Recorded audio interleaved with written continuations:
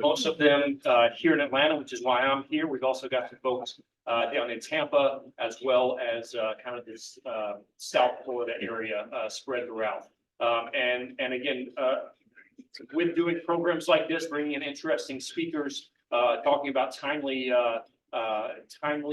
issues. For example, last Friday, we had a lunch with some of our friends from the local FBI talking about cybersecurity and counterintelligence and the things that China's working to do against us, which the Admiral talked a lot about in his book 2034.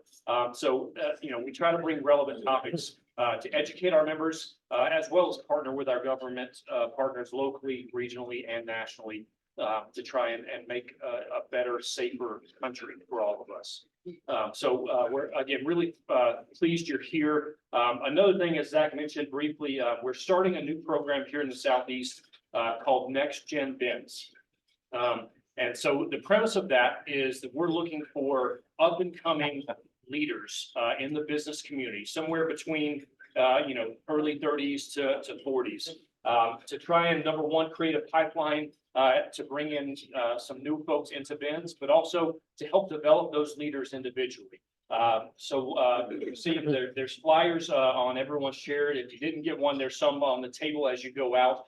But this is a new initiative. We're learning as we go. But again, the premise is really to just build the next level or the next generation of leaders and make sure that they're tied in, not just with the business community, but make sure they're giving back locally, regionally, and nationally to help create a more safe America for all of us. With that, it's my honor to briefly introduce one of our sponsors for today, who's going to introduce Admiral Stavridis, and that is Mr. Stephen Greiner. He's a bench member. He is the president of Perseum Group, and he's a longtime supporter and just a really great guy. If you don't know him, meet him. He's a great guy to know, very well connected, and again, a great supporter of national security and veterans. So, Stephen, please come up. Thank you.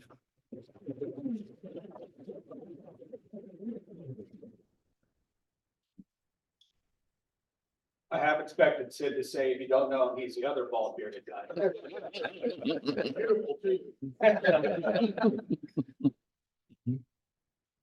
Thanks, Sid. As a bench member for the last 7 years, I will encourage anyone here that's not familiar with BINs to seek out one of us with nice little help BINs to learn more, exchange contact information. We'll do one of our events. That's how I got started 7 years ago. Somebody said, come hear this speaker, and I signed up the next day. So feel free to ask. So, ladies and gentlemen, please join me in extending a warm welcome to Admiral Jim Stavridis.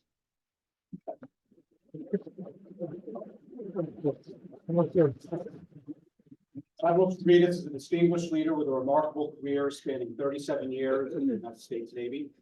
As the 16th Supreme Allied Commander at NATO, Admiral Stavridis oversaw critical operations across multiple theaters, showcasing his unwavering commitment to global security. Beyond his military service, he's made significant contributions to academia and literature, and his books have been published in over 20 languages. Currently, as partner and vice chairman of global affairs at the Carlyle Group and chair of board of trustees of the Rockefeller Foundation, Admiral Stavridis continues to shape global initiatives aimed at fostering change, positive change. We're honored to have him join us today and eagerly anticipate his insights. Bob Wright will facilitate our conversation today. He served 36 years in the Navy, retiring as a rear admiral. His final assignment was operational deputy commander of U.S. Fleet Forces. He previously served as deputy commander of the U.S. Second Fleet, director of Joint Task Force Horn of Africa, and director of the Navy Space and Network Warfare Program. He now serves as CEO of Baker Street Scientific. Bob is married to his college sweetheart, Mara, who is dinner with us today. They live in Cobb County here in Atlanta with their 3 adult children and 2 granddaughters. So, gentlemen, yeah, the conversation. Thank you. Thanks, Steve. Very kind. Appreciate it.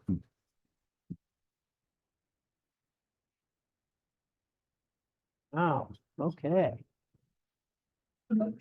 Thank you. Water if you like. Okay, thanks. Well, first of all, let me say it's a great honor, sir, that you answered the bell and you're joining us here in Atlanta to talk about the 2054 book. Well, thank you. First of all, my sincere thanks to you for moderating the conversation, a great introduction. And a delight to be in Atlanta. My daughter lives here. She's kind of 30-something, and she's married to an emergency room doctor who was running Grady Memorial Emergency Room. He was chief resident there, and now he's running the emergency room over at Emory University. So you feel the need for some medical care, I can be helpful. And my daughter works at Google in Midtown, and they have 3 little people who are adorable. So it's a pleasure to be with you. Final thought, when people hear that introduction, Supreme Allied Commander and all that, then they actually see me. And they tend to have one overriding reaction, which is, man, I thought you'd be taller. Anyway, it's great to be with everybody here in Atlanta. So, hey, Zach, give me a heads up, all right, when it's time, wherever you are. All right, thank you. First of all, you wrote the book with Elliot, and I'm curious about writing the book, why, and circa 2054. Sure. It's actually 2 books now, 2034, which is about a war between the US and China set in that year.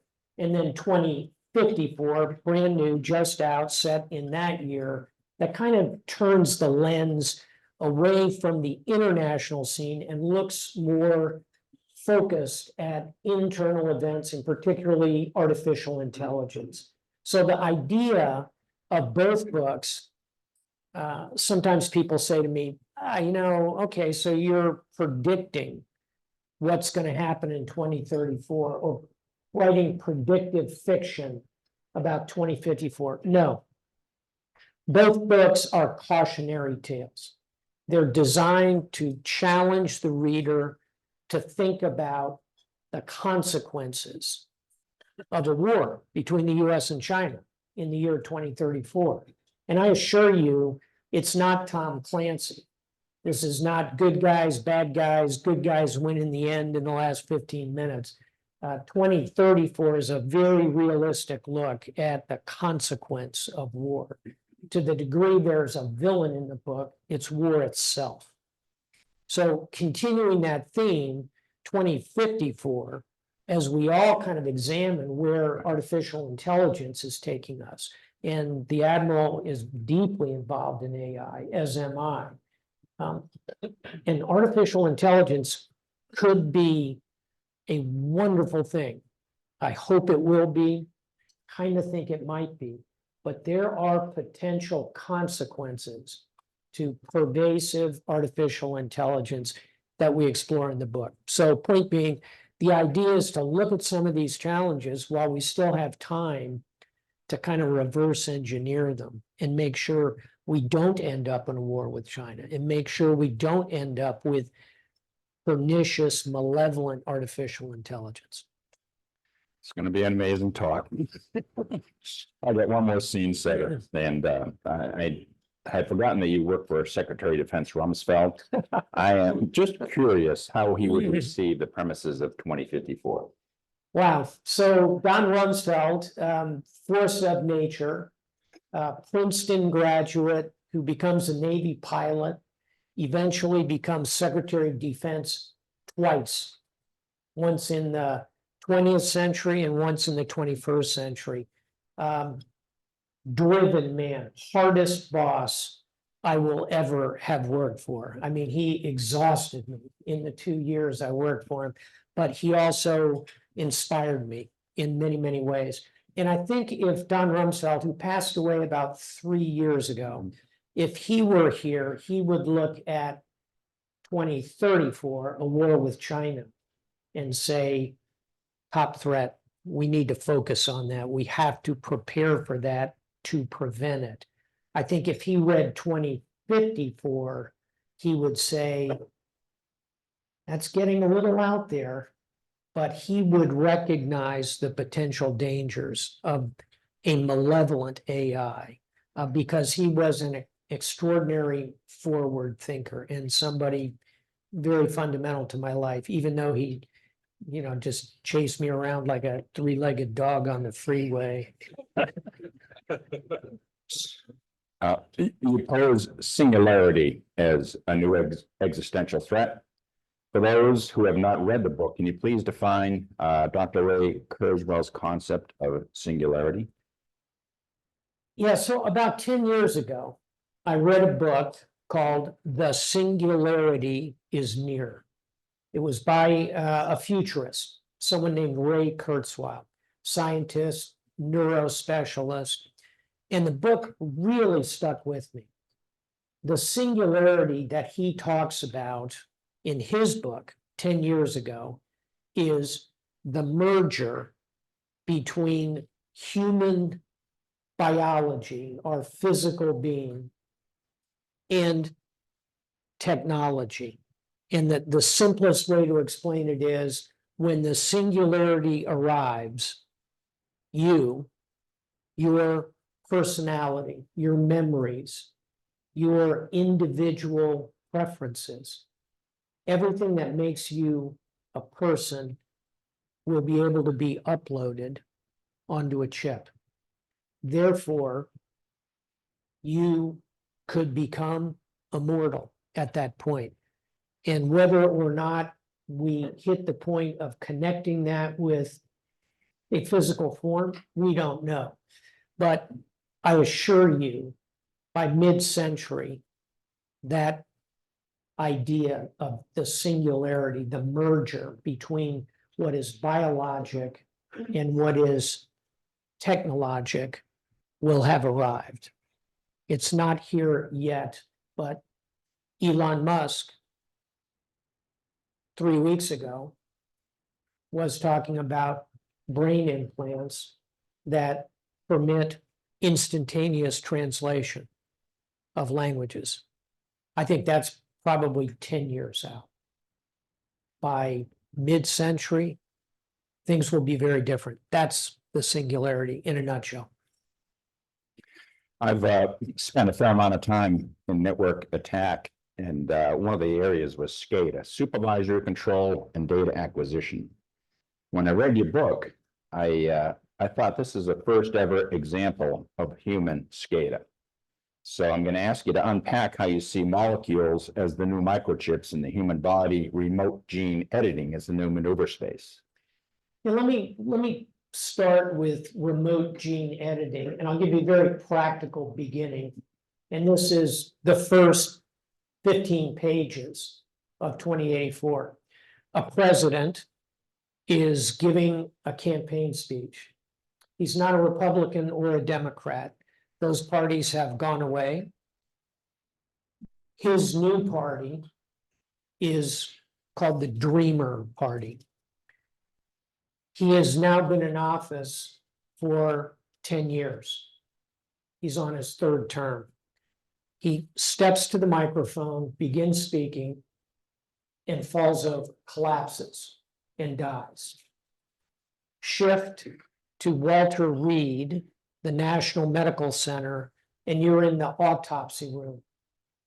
And the physician is conducting an autopsy, takes out the heart of the deceased president, holds it in his hand, looks at the CRT screen, which has the results of the president's previous ECT.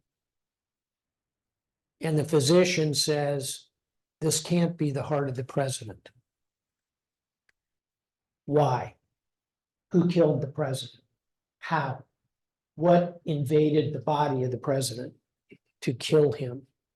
Without giving anything away, because that is the mystery at the heart of 2054, we find the idea of remote gene editing at work, which is the ability, now that the singularity has arrived, to get into the human body and alter your genes, which would then alter your heart, for example, and potentially introduce a fatal flaw into it.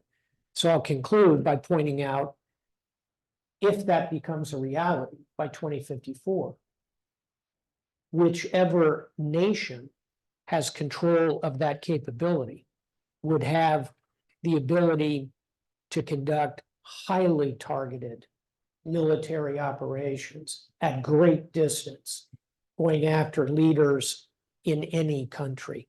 All of that is part of the thread of the book 2054. So you stretched my time horizon way out there. It was fantastic. Just don't forget, you'll be a microchip.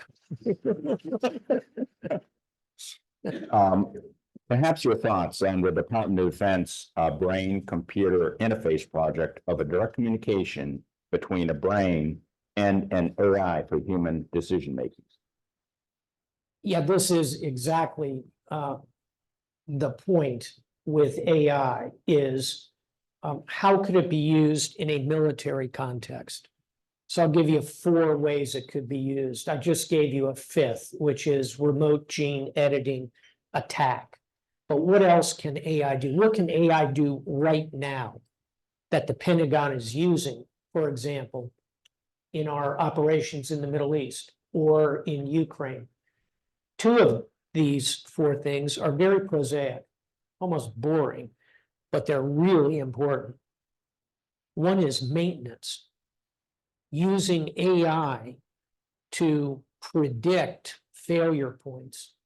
And the airlines are beginning to use this to find ways to accurately predict failure points, the need for accelerated maintenance. All of that can be done using AI very effectively. Number 2 also sounds kind of boring, but it's logistics. It is putting together the network, the global supply chains in a way that makes sure that the repair parts get where they need to go to facilitate the maintenance I just talked about. You know, people always want to gravitate toward, in war, towards strategy and tactical application. The old saw in the military is that amateurs are looking at military strategy. The professionals are looking at the logistics, because that's how you win or lose wars. So maintenance and logistics are 2 pretty obvious, kind of in the present. I'll give you 2 others that are tactical. My good friend, Colonel Brian Kitching, who served with me in Afghanistan, is here. When Brian was a captain in Afghanistan, if he had artificial intelligence advising him, his tactical decision sets would have been better. And the reason is because Brian, with all of his experience, his combat experience, he's a recipient of the Silver Star in combat, all of that, as good as it is limited by the capacity of his mind. With an AI advising him tactically, the AI would have been able and would have looked at every tactical engagement in the course of 10 years in Afghanistan and done so in less time than me snapping my finger.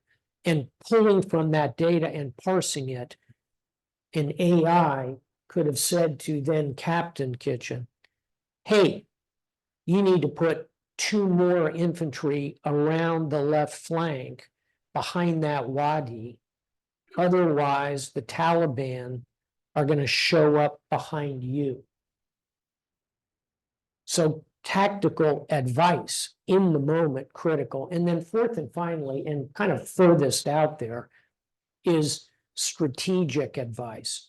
When I was the NATO commander, I had 150,000 troops working for me from 52 different countries. What I needed and did not have was a strategic advisor who could have surveyed the history of all 52 countries, understood their military capacity, understood their internal politics, understood their NATO role, and synthesized all that in a way that would have made me capable of making the right strategic decision about where do we put the Germans, given their history, given their less than aggressive combat posture. Where should we put the Brits? Fighters. Where do we put the Australians? Even better fighters. Where do we put the Poles? Kind of in the middle.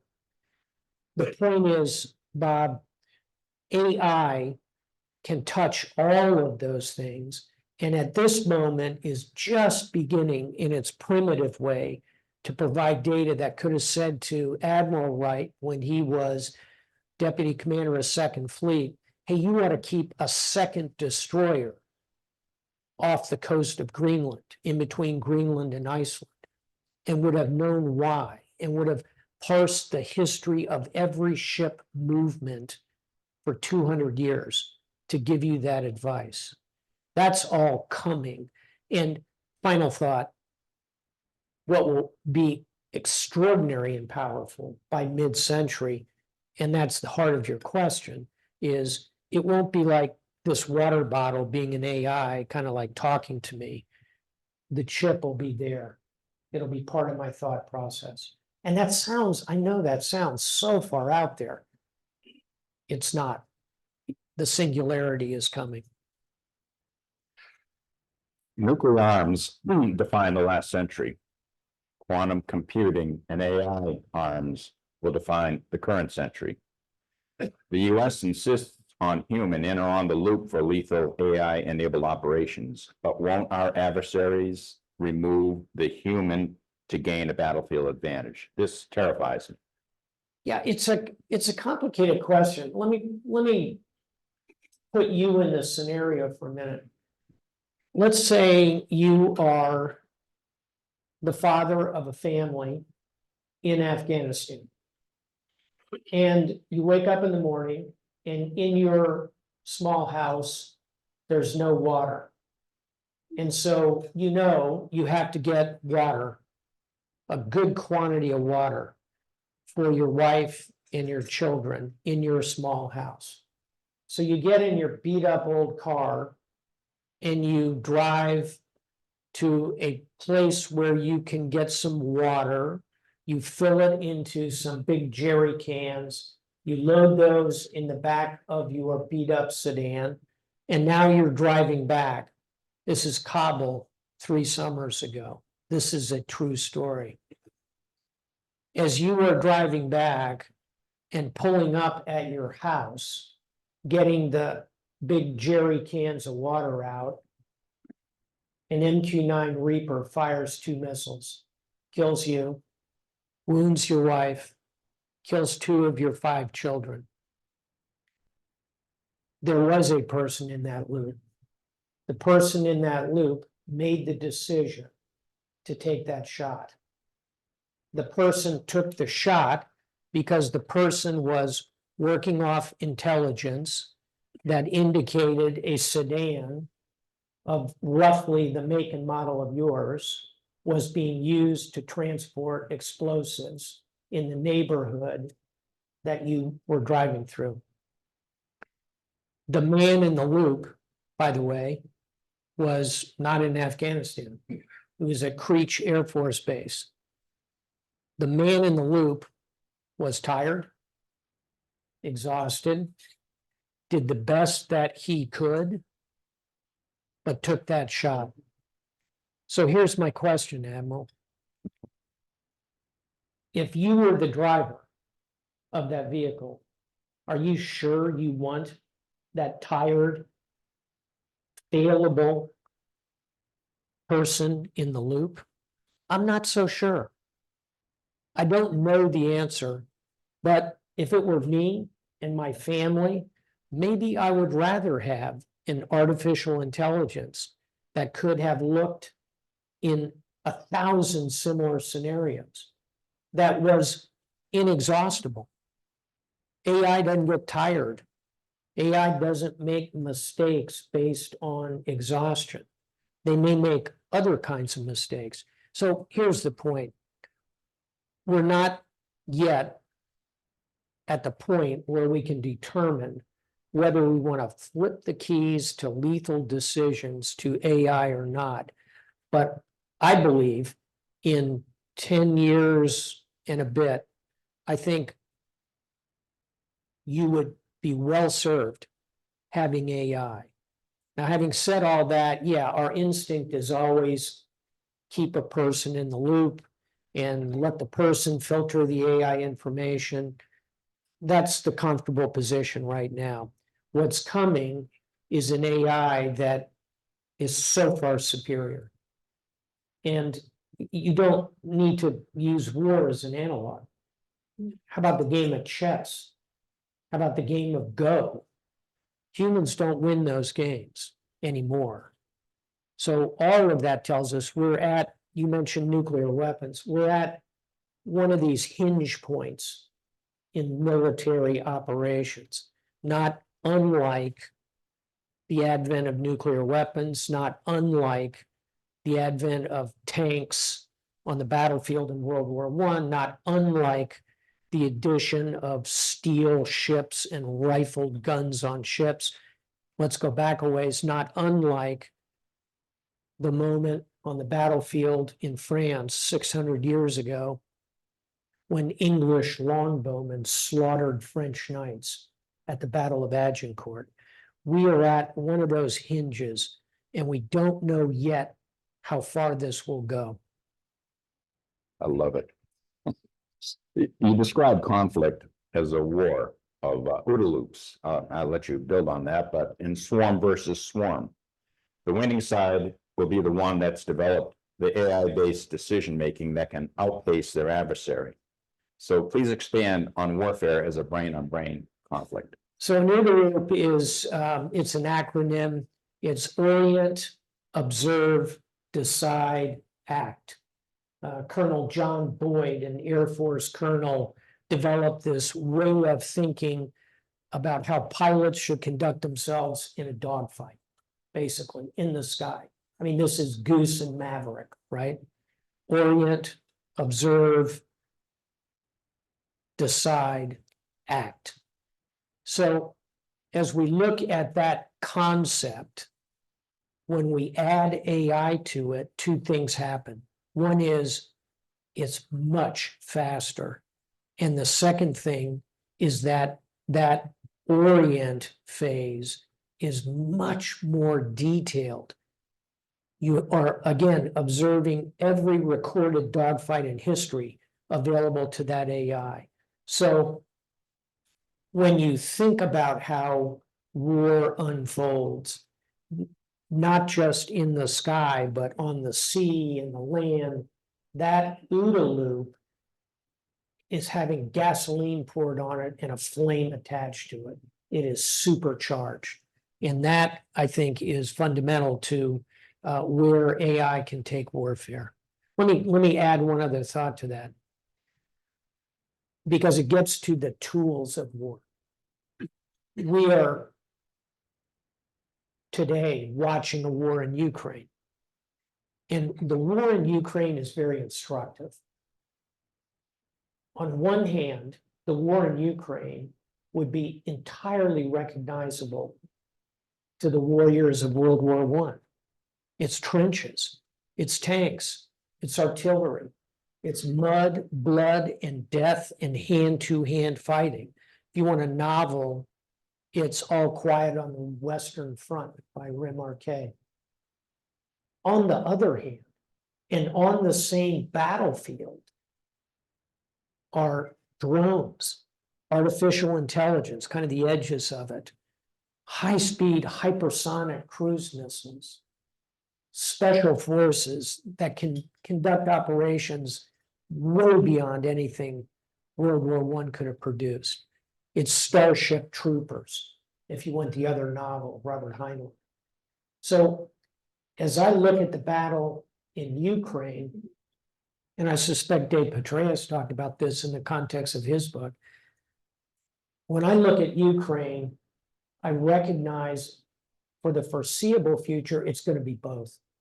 It's going to be hard-fought land war, but it's more and more that rheostat is dialing toward unmanned vehicles, special forces, space, cyber, AI. That package is the future of war. We're watching that unfold in Ukraine right now. I'm going to shift to the political dimension. So first, for a scene setter here, for the US, where does the big political, strategic, and geoeconomic thinking take place? Who considers these effects over a long time horizon?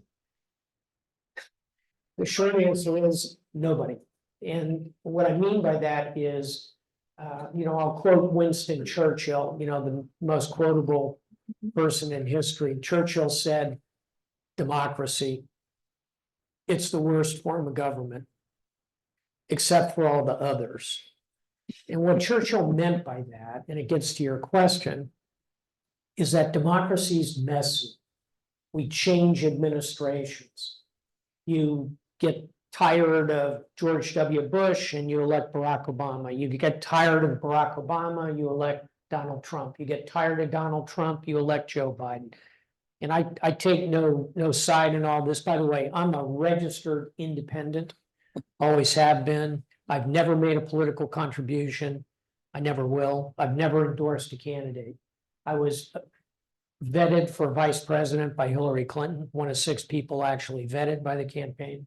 And I was offered a cabinet post by Donald Trump. I think of that as 2 bullets whizzing by my head. Really close range. I mention that as follows: neither Democrats nor Republicans do a very good job of creating strategic plans and executing them. Neither side does that. Who does do that pretty well? China. I have seen the intelligence. I have seen the Chinese 50-year plan, 100-year plan, 200-year plan. This is real. And that's an advantage of authoritarian countries. They don't have to constantly be readjusting. Again, democracies make it very difficult to do what you are purporting to do. Having said all that, there are some efforts that come along that are national security geopolitical constructs. And here BENS plays an important role because BENS is apolitical. It's a 401 501c3. 501c3, thank you.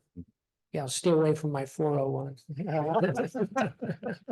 It's a 501c3, and therefore it has to be bipartisan, nonpartisan. This is something I am constantly seeking to create ways in which the different parties who are going to have fundamental differences over abortion or over mass transit or over energy policy, but we can and we should be creating a national strategy, for example, to deal with China. And that, I think, is a failing that we have. There is no centrality to our planning there. To the degree it happens in national commissions. The 9/11 Commission is an example of that, a pretty good one, actually. But one of our failures as a democracy is lack of strategic planning. We can overcome that, but it's going to require people to work with each other across the aisle on these specific issues. We're facing a likelihood of war against threats that don't care about the loss of human life, but we do. We can't manufacture time and won't have a long mobilization front end, so we need to get it right early on. What will get it right look like, and is it realistic that we could respond quickly to surprises? Well, here's the good news. The US defense budget, which receives strong support on both sides of the aisle, is about $850 billion annually. Just to put that in context for you, The Chinese defense budget is only about 250 billion, maybe a little more. The Russian defense budget is about 90 billion. So we're way up in terms of what we're spending. And by the way, our European allies, who are sometimes categorized as, quote, those freeloading Europeans. And believe me, I share the frustration with many of our NATO allies not hitting the 2% of GDP. However, the collective defense budget of those freeloading Europeans is 320 billion. It's more than China. It's the second largest defense budget in the world. So, point being, over here on team democracy, US, NATO allies in Europe, Japan, by the way, is about to have the third largest defense budget in the world, Japan. All of that is good for democracies. But over here, we ought to be concerned about the way in which these authoritarian states, your point, have no scruples, are willing to come at us in every different way, are willing to kidnap our citizens and effectively hold them for ransoms, are willing to shove hundreds of thousands of their citizens, here I speak of Russia, into a front line where they're ground up like hamburgers. That's a challenge. So what right looks like, no pun intended, Admiral Wright, what right looks like about 6'2" and a potential donor of hair to me. What right looks like is defense spending about where it is for the country, about 850 billion, feels about right to me. It's only 3% of our GDP, maybe a tad more. Right looks like leveraging the Europeans. They've got decent militaries. They're not the match of ours at all, but leveraging them and encouraging them to buy and train in ways that complement us. Right looks like continuing to be a moral force, to do the right thing, to not commit war crimes. When we make a mistake on the battlefield, admit it and move forward. Right looks like all volunteer force. I'm not in favor of a national draft. We can do this if we motivate and incentivize, and the veterans in this room, I think, are an example of young men and women who are willing to stand and defend their country. And it's challenging in today's recruiting environment. Right looks like incentivizing that. And then finally, right looks like leveraging these new and emerging technologies, cyber, AI, space, our special forces, fusing all that in ways that ensure we maintain our military capability. That's what right looks like. I think we are still in a position to maintain that today. That's a great answer. I have one more, okay. And this brings you down to the deck plates of our society. Is our national social will to fight compromised? What does the future look like if the US is no longer a superpower? Those are two different questions. Let me start with the first one, which I get a lot, which is, are Americans capable of standing behind our country collectively? I think the answer is yes. And again, I look around this room at the veterans. I look at young men and women who are volunteering. And yeah, recruiting is down a little bit. I think that is more a reflection of a very low unemployment rate, frankly, and the competition out there. But I spent my last 20 years in uniform around these millennials and their follow-on generations. And I think they are quite capable of continuing on. I remain optimistic about America, and you should too. And despite all the political noise, our advantages are extraordinary. We're this continental-sized power. We produce more energy than any other country in the world. We have hubs of innovation, Route 128 around Boston, Silicon Valley, Austin, Texas, Miami, Florida is emerging as a top innovation hub. We have abundant fresh water, arable land, so many advantages, including massive oceans on both sides of us, benign neighbors to north and south. And we're a democracy. And again, for all the political back and forth, democracy is the right answer.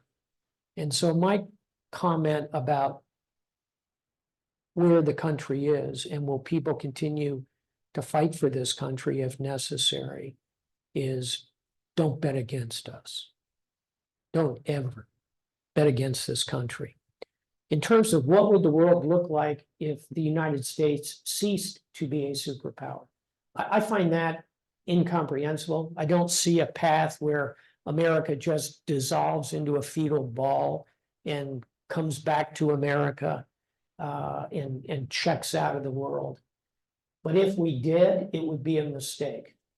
It would be a mistake for the United States to become isolationist. And by the way, that's not a theoretical answer I'm giving you. We tried that. We did that 100 years ago after World War I. The United States, kind of disgusted with Europe, oblivious to the Pacific. We brought all our troops home. We rejected the League of Nations, the predecessor to the United Nations.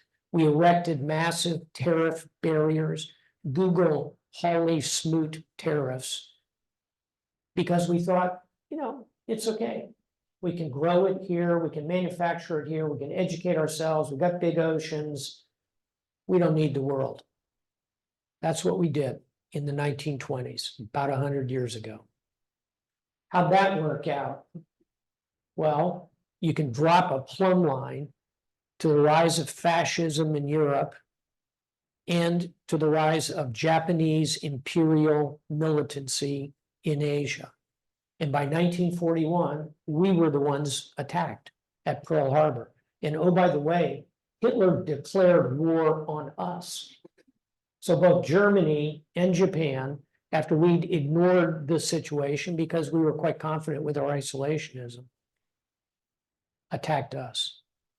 That's what led to World War II and the death of 80 million people. I think we're going to avoid that by being engaged in the world. But make no mistake, if the United States simply walks away from the world, the jungle will grow back. I assure you, the jungle will grow back. Well, sir, preserving schedule, and what a great ending. That's going to conclude this session. So thank you very much. You're all right with me, Admiral.